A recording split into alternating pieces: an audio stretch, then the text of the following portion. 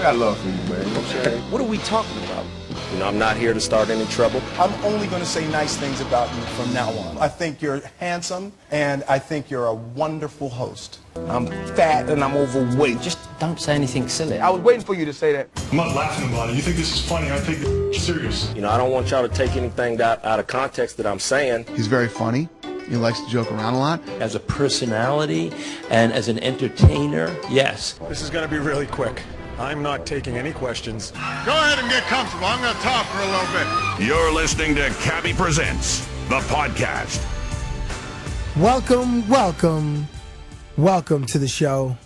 Glad you clicked, downloaded, or streamed from iTunes, tsn.ca, or YouTube. My name is Cabbie Richards, and I want to thank everyone that signed in to iTunes, rated, and commented Cabbie Presents.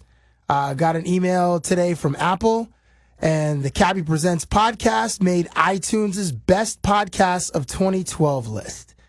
So it's awesome. It's a great honor and distinction. I'm really happy, and it's very cool. I'm glad that you guys have shared that with me, and I appreciate all the love from everyone that has enjoyed these conversations and from the iTunes staff that compiled that list. If you're listening to this on the radio, you will enjoy dialogue from two hard-hitting, wrecking ball type players from the NFC. We're talking NFL all day here. Both are leaders on their respective defenses. Both teams are favorites in the NFL playoffs. Both come from humble beginnings, and both are set to be annoyed by yours truly. My first guest is way out on the West Coast and joins me right now. If it's going to be an interview, I'm going to conduct it. So I'll answer my own questions, ask myself the questions, then give y'all the answers. Hailing from the great state of Ohio, he represented himself at the Ohio State and continues to rep in the red and white with a little bit of gold in the NFL. On the West Coast for the San Francisco 49ers, he now reps as one of the biggest hitters in the NFL. I'm happy to be joined by Dante Whitner of the 49ers. How are you, sir? I'm great. How are you? I'm excellent. Season's greetings to you.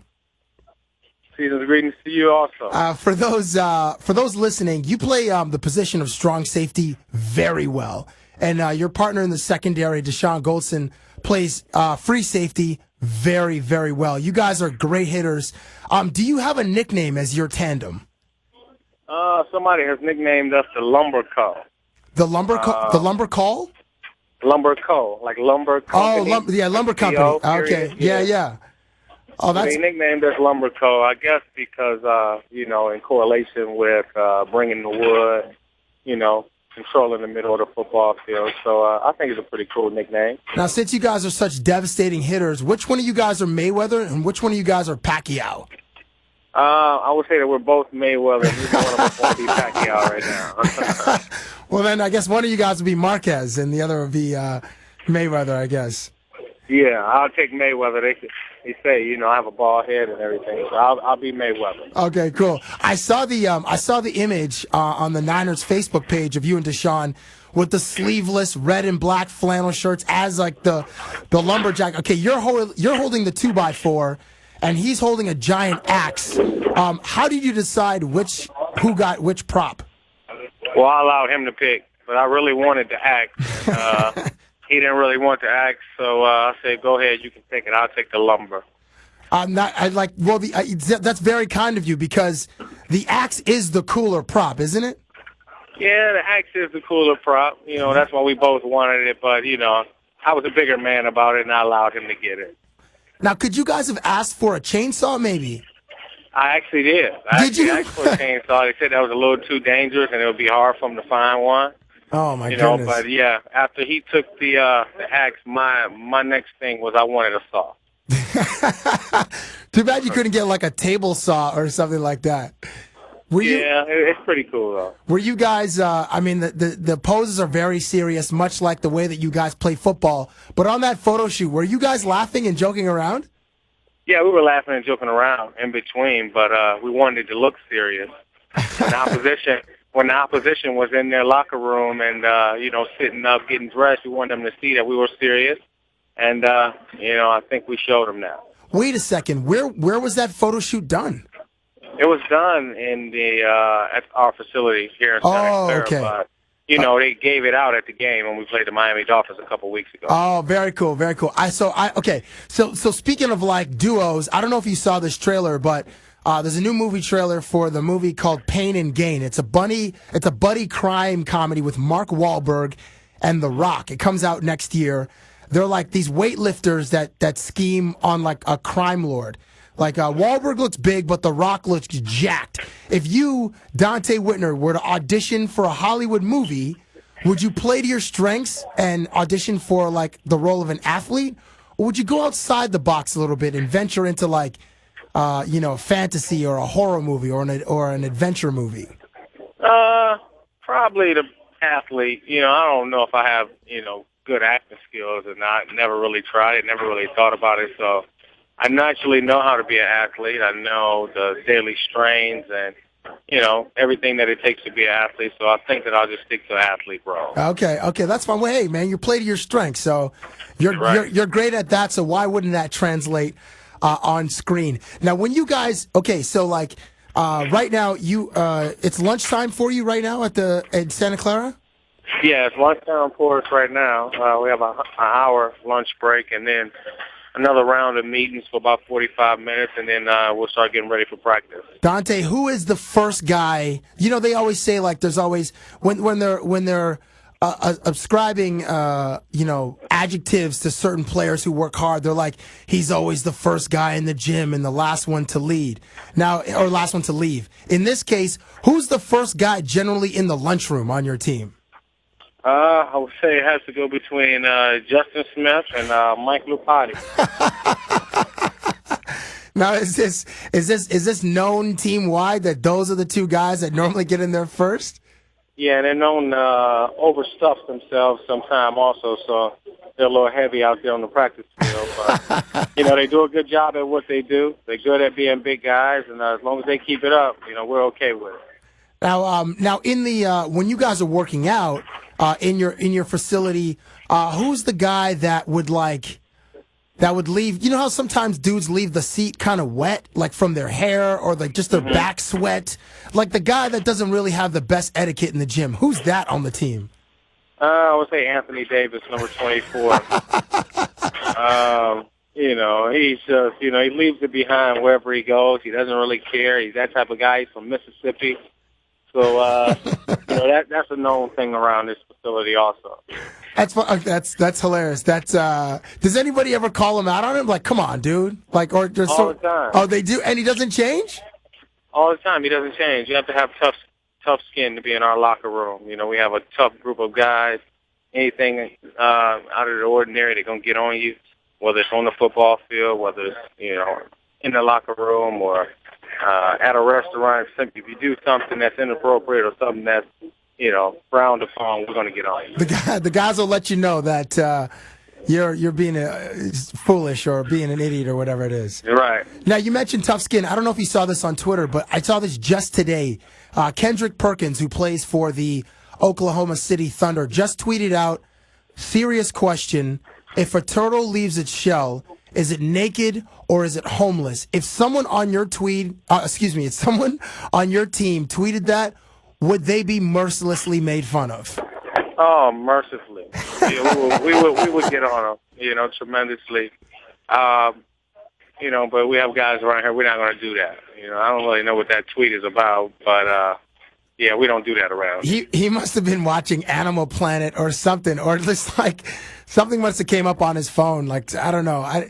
But then he put that out on Twitter, and now he will, at least for the rest of the season, probably face a lot of ridicule. And real talk, I did Wikipedia the answer, so I can't even say anything to the dude because I didn't know. Well, I had to verify that turtles cannot leave their shell because they're fused into the shell. Yeah.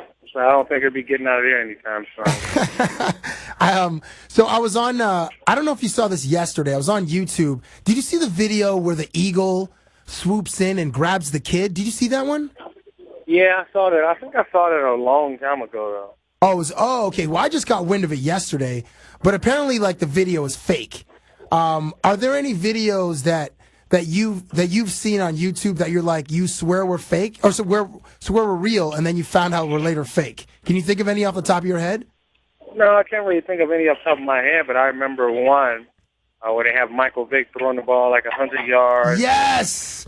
Going in trash can, or they have one of the wide receivers catching a ball out of the guns machine that comes about 60, 70 miles per hour with one hand. And, I always wonder about those, which I know they're fake. But they look dope as hell, though. Yeah. They do you remember the I think Michael Vick had another one. I think it was like a Powerade commercial. Remember when he was just launching balls out of the stadium? Do you remember that one? I remember that. Yeah, that's one of them. Yeah, and remember LeBron had like the full court shot, like in the practice court. He was like, I don't know if you saw that one, but there were the videos, the production these days, like the videos look amazing. Are you actually fixing yourself a plate right now? I'm actually fixing myself a plate right as we speak. Dante, what are you eating for lunch today? A couple of mixed vegetables, some fruit, brown rice, a little beef brisket, and maybe a couple pieces of chicken breast. Now you mentioned, who are the teammates you mentioned at the beginning that are the first guys into the lunchroom? Justin Smith, number 94. Michael Potty is offensive guard. He's number 77. Now, if you were sandwiched in between them, looking at the options available for lunch today, what do you think those two guys would be stacking onto their plates, based on what's in front of you right now? A little bit of everything. Or a lot of everything? Yeah, a lot of everything. A little beef brisket, chicken, salmon patties, potatoes, brown rice. Just a little bit of everything. One of those places where you can't really tell what's on it. It's all mixed in together, just like a bunch of different colors and a bunch of different textures. Yeah, but it all goes down the same way. That's what they always say. There you go. How far along are you in your Christmas shopping? Excuse me? How far along are you in your Christmas shopping? Pretty far along. I'm pretty much done. I have people that help me, so. Oh, that's amazing. It's easy to get it done. So wait, do you come up with a plan, or do you rely on the people that help you out to come up with stuff, and you just sign the card? I come up with a plan, but at the same time, I write my list down and what I think people should get, and then I just have somebody go and get it for me. How big, because you're a professional athlete, Dante, how big is your Christmas list, and how high are the expectations that you have to give, like, the best gifts? Expectations are high, but, I never fold into the peer pressure. And, I have a lot of family and everything, but, only the good family members and people that's been, good all year long get gifts. So not everybody gets gifts. So how do you know if people have been naughty or nice, like Santa Claus says? How do you know that? I don't know. It's just based on, what's going on, how often I talk to them, when I talk to them, where I, who do I see the most? Those are the people that's going to get the gift. Hey, you're from Ohio, correct? Yes, I'm from Cleveland. When you were playing at The Ohio State, or before you made it to the NFL, did you have a relationship with LeBron James? Like, were you guys cool and like text each other and stuff like that? Yeah, and he's in Miami now. I actually live in Miami during the off season. Oh, cool. And go to a lot of games, hang out with him, his friends. We grew up, came out of high school the same year. Grew up not too far apart from each other, so yeah, we have a friendship. Did you see the picture the other day of LeBron James on his bicycle? He rides a bicycle to practice and sometimes to games. Have you seen that? Yeah, I've seen it. You saw it? What do you think? Is that an option that you would consider in the future?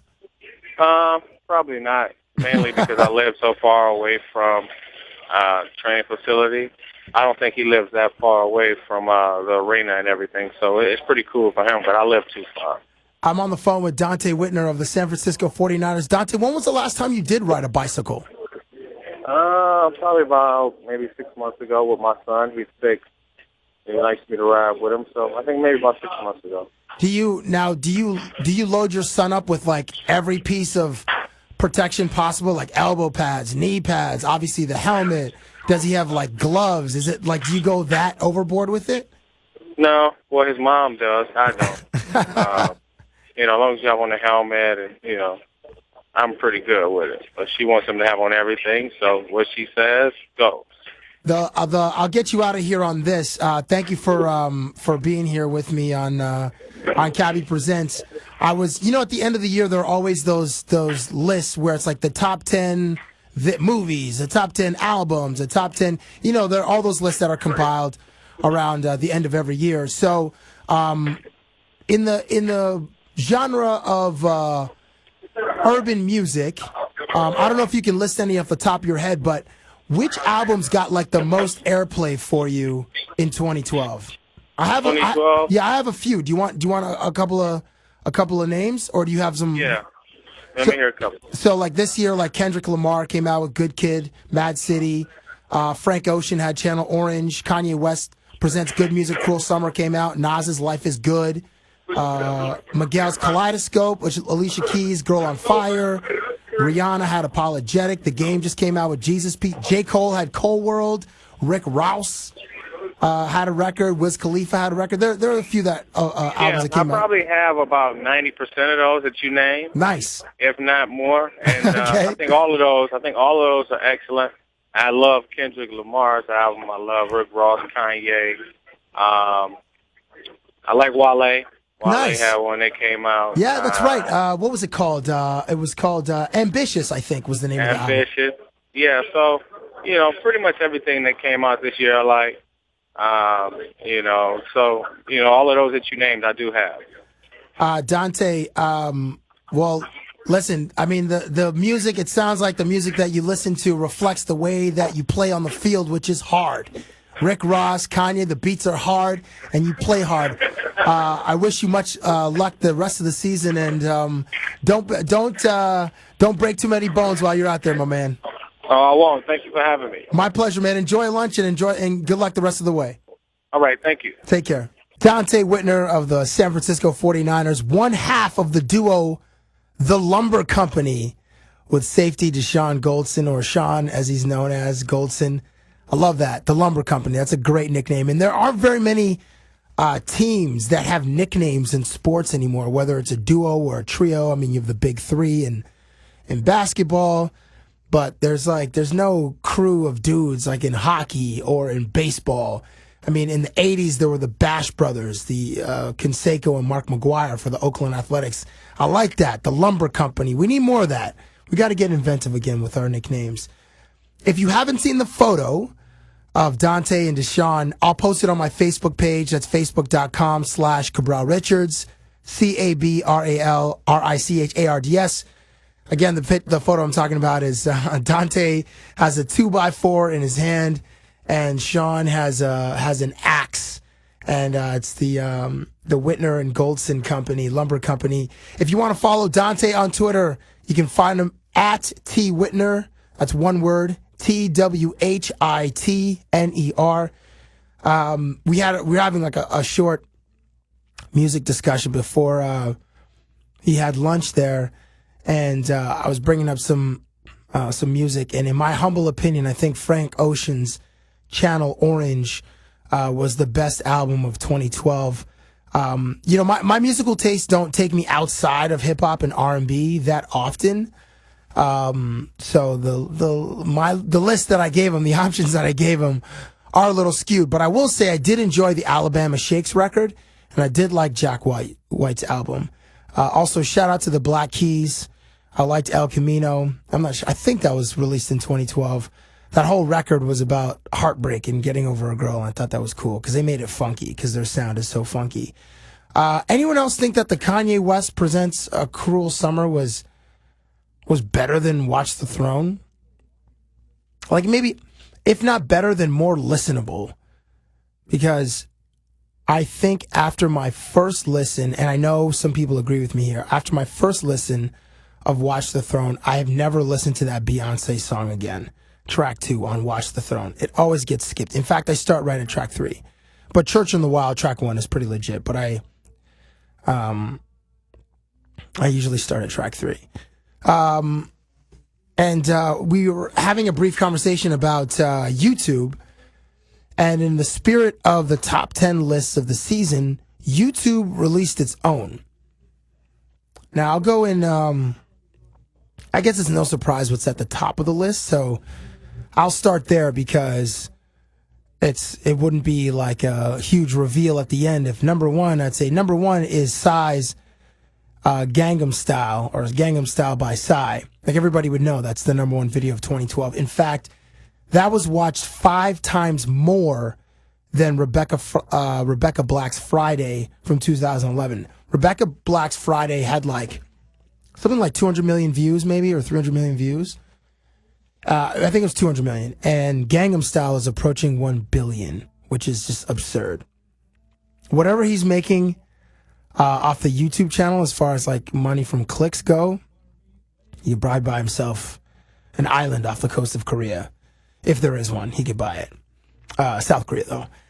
So number two so these are the top 10 YouTube videos of 2012 as compiled by YouTube. Somebody that I used to know, Walk Off the Earth. Then that Coney 2012 video, Call Me Maybe by Carly Rae Jepsen at the 4. The Barack Obama versus Mitt Romney. The Epic Rap Battles of History, Season 2. That was number 5. It was very well done. A Dramatic Surprise on a Quiet Square is number 6, which is great. Just this little square in Europe and this like huge like action sequence. Not action, but this sort of thriller sequence happens in the middle of the daytime. Very well done. Why are you asking all them questions at the 7? I can't remember who the guys were that do those videos, but it's very. Why are you asking all them questions? They do like a rap in the car, and the one guy with the dreads is really funny. Dubstep Violin, Lindsey Sterling, Crystallize at the 8. The Facebook parenting clip at number 9. That's the man that shoots his daughter's laptop. Talk about, if that's not a reason to have gun control in the United States, then okay, I'm gonna get off my soapbox. And at the 10, the 10th most video watched in 2012, according to YouTube, was Felix Baumgartner's supersonic say that twice. Supersonic free fall from 128,000 feet. Felix Baumgartner, which was riveting to watch live when they did have that live on YouTube.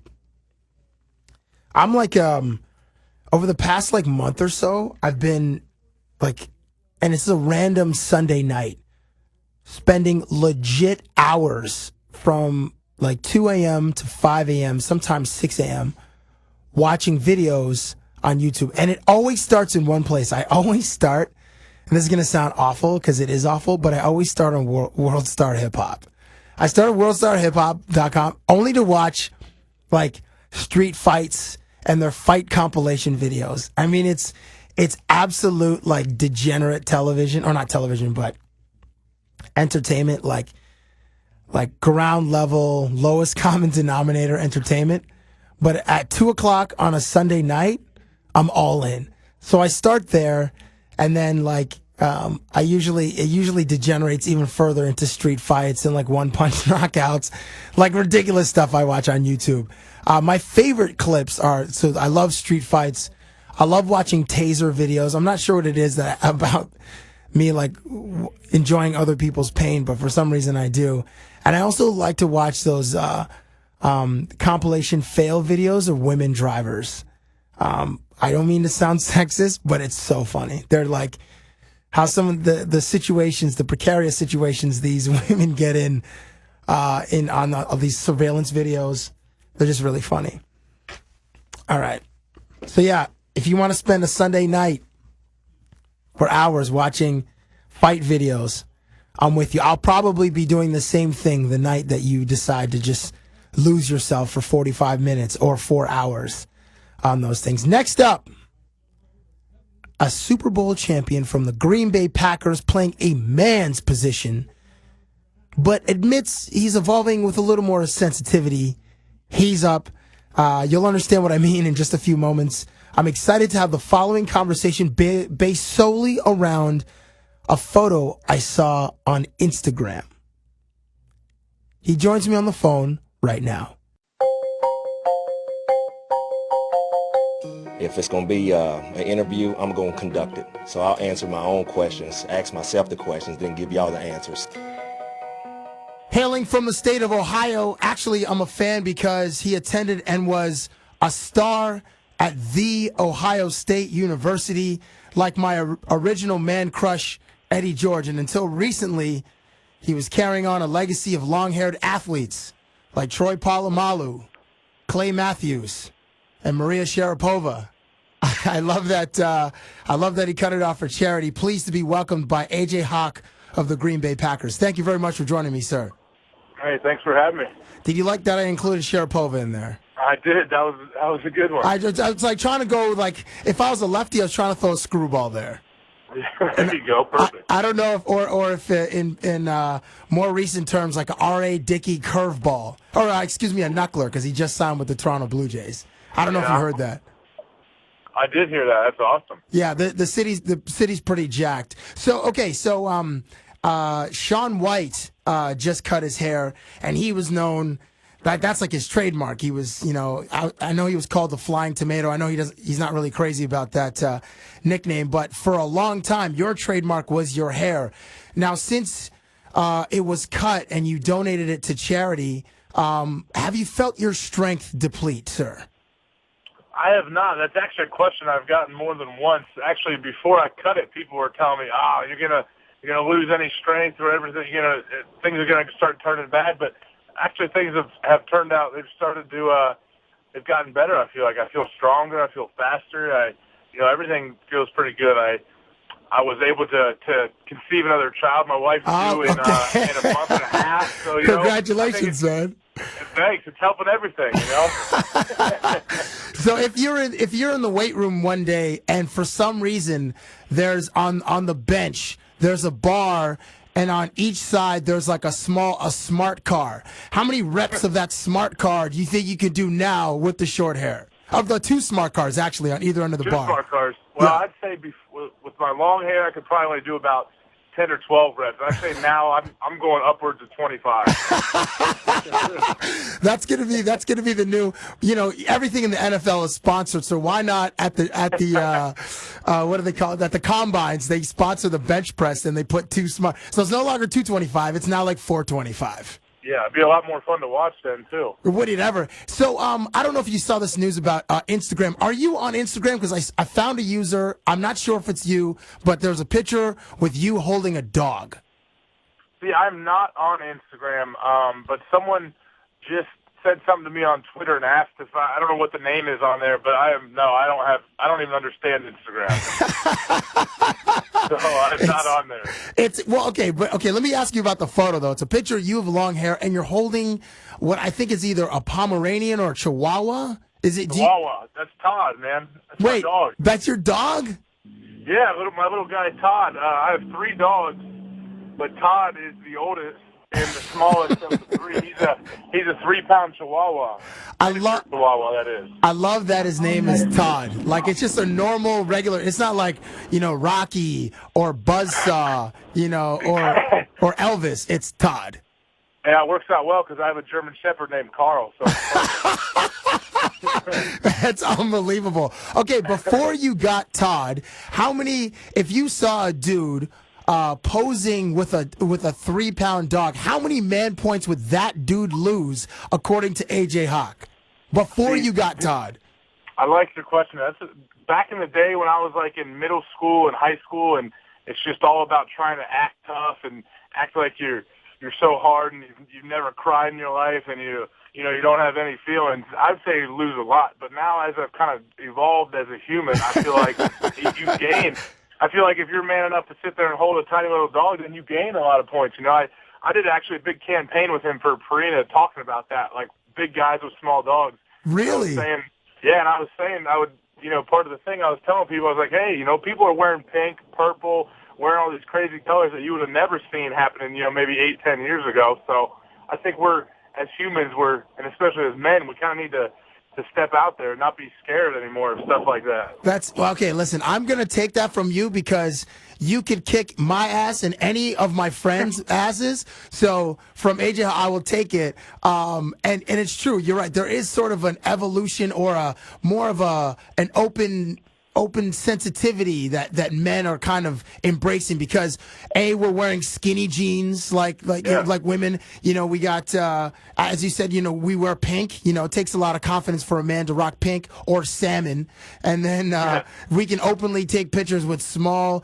little dogs that women generally put in handbags. Exactly. Yeah, and the best part about it, to do the thing I did with Todd, I had to fly with him by myself on a plane to New York. And I carried him in a little Paris Hilton type bag. Come on! Did you actually?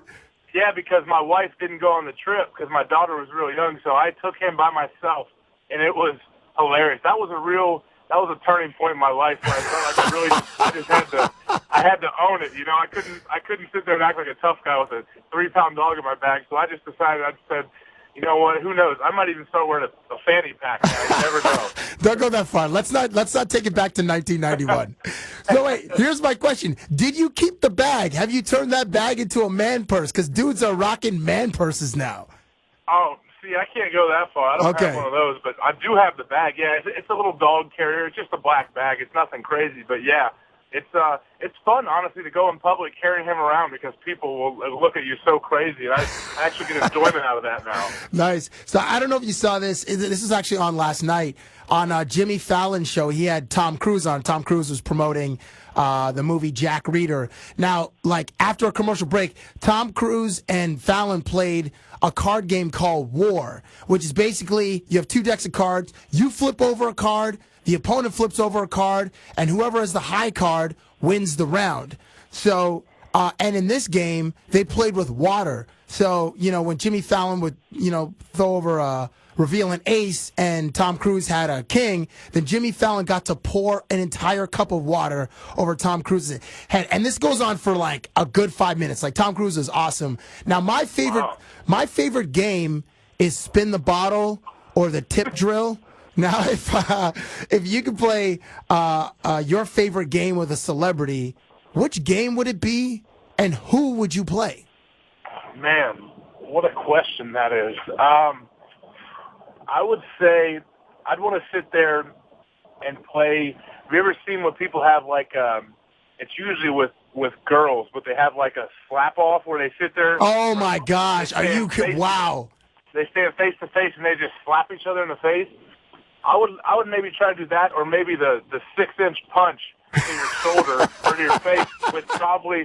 But I would pick a guy like I would pick those guys, one of those handsome guys like Ryan Gosling, or one of those guys. I would do this 6-inch punch game to the face. That is hilarious. It's funny that like. You've seen it with girls. I like where you were at the beginning of that. You're like, it's usually played with girls, and I was like, okay, yeah, I'm ready for this. But then you said the slap game or the punch game, the 6-inch punch game. Those are like I'm pretty sure there's a kid right now in northern Michigan who's playing that game in high school right now, like in walking down the halls playing some kind of punch game. Guaranteed, yeah. I mean, I grew up with 2 older brothers, so that's all we did was figure out creative ways like that to hit each other. Did they ever put you in the dryer? No, they never got me in the dryer. I mean, they tortured me a lot, but they never could get me in the dryer. See, I put my brother in the dryer once, and I turned it on. It was awesome. He was like 4, and it was awesome. I got my ass beat for it, but I had a great time doing it. So you mentioned one of those pretty dudes like Ryan Gosling. Now, I don't know if you've experienced this, but a bunch of girlfriends of mine have been having watch parties for the movie Magic Mike, which recently came out on DVD. Now, I know you're familiar with, everybody's familiar with it, Channing Tatum, Matthew McConaughey. They're like male strippers, pretty dudes, are ripped. I mean, they're like 140 pounds, so they should be ripped, but maybe that's just me hating on them because I'm kind of fat. But anyway, who's the teammate that if they held auditions for Magic Mike somewhere in Wisconsin, they would go to the audition and try out for the movie? Man, good question. But I would say without a doubt, one of our DBs, Jarrett Bush. is a stud dancer. He's always dancing. If he's not dancing or moving, something's wrong with him. And he's a great dancer. He's had some dance-offs with different guys in the past, but he would be there in a heartbeat. That's probably his dream, is to be in that movie. What is Jared's record inside that locker room as far as dance-offs go? Is he like 4-0, 5-0? Yeah, he's probably 4-0, I'd say, at this point. He hasn't had one in a while because no one will challenge him because they get dominated. So now he's just going on rep. Yeah, exactly. No, like you said, he's just the intimidation factor. Everyone's just, even all these young guys on the team, they've just heard about it, what he does to guys, so they stop. They don't even think about it. Have you seen that movie, Magic Mike? I have not. I'm not scared to watch it, but I probably, if I did watch it, I would watch it with my wife in the room with me. But all people keep talking about is that Channing Tatum dude. They think he's a crazy dancer because I have to hear my buddies' girlfriends and wives talk about it, and they try to brag about how good of a dancer Channing Tatum is. Now, if you did watch this movie with your wife, I'm sure like in the comforts of your nice home, would Todd be on your lap? Todd would probably be there, either sitting in my lap or my wife's, because those little dogs, they need that warmth, so they're gonna sit there and hunker like under your leg or whatever. They didn't need to be touching you. Now, okay, Todd is the smallest. He's the oldest, but is he the smallest of the dogs? Oh yeah, my other dog is a 90-pound German Shepherd. Oh my gosh, that's Carl, and then my other dog's she's like a 60-pounder, but she's a Belgian Malinois. It's actually the same breed that they had when they went in and got Osama bin Laden with the Navy SEALs. So she's like a trained attack dog. So she is nuts. She's the one that runs the show. Wow. So does Carl even mess with her? No, she has 30 pounds on Carl, but she's a lot crazier than him. So she just snaps at him right in the face and shuts him down if he ever wants to mess around. Oh wow. So how do the other dogs react to the fact that Todd gets all the love? Well, that's the thing. Todd doesn't. Now that I have a 2-year-old daughter, Todd's kind of been put on the back burner. Todd has a little cage in the laundry room, and we just keep Todd in there most of the time. So when he's got plenty of space and food and water. But the thing about it is, when you have a 2-year-old running around, she loves Todd so much that her whole day will be consumed with chasing him around, and Todd freaks out. We're trying to protect Todd and keep him kind of locked away from her. You know what's funny is I when I saw that picture of you and Todd, I like that Todd's eyes aren't really like one eye's making a right turn, the other eye's making a left turn. Well, he's had some medical history in the past that. Oh, now I feel like a jerk. Now I feel like a. No, it's actually now that he's all healthy. It's actually it's a great thing. He's a true fighter. I'll tell you that. He may be small, but he's fought through some tragic injuries. Well, then that sounds like a perfect dog to live at your house. I'm on the phone with AJ Hawk of the Green Bay Packers. I don't know if you saw this, but recently LeBron James was seen riding his bicycle to practice and to the arena. He's like, there's a picture of him. He's got his sunglasses on, a black helmet, a backpack, bike gloves. There are like lights on his bike. Like it's the full kit. And he's on record to saying, like, he rides it to work in practice. At least in the summer or the early fall, is this something that you would consider doing? I would consider it. Yeah, I have a bike here. I've never thought about riding it to practice, but yeah, I guess I'd consider it. But LeBron, he's probably loving that Miami weather. He's an Akron guy, so he's not used to that 365 days a year heat. So I can understand him doing that. I'm not exactly sure where the arena is in relation to South Beach, but a stroll down South Beach is probably not a bad idea. Probably not a bad way to spend like a Tuesday afternoon. Yeah, he knows what he's doing. He's not stupid. Now, if you were to consider riding your bike to practice or to a game, would you want a riding group or would you just ride solo?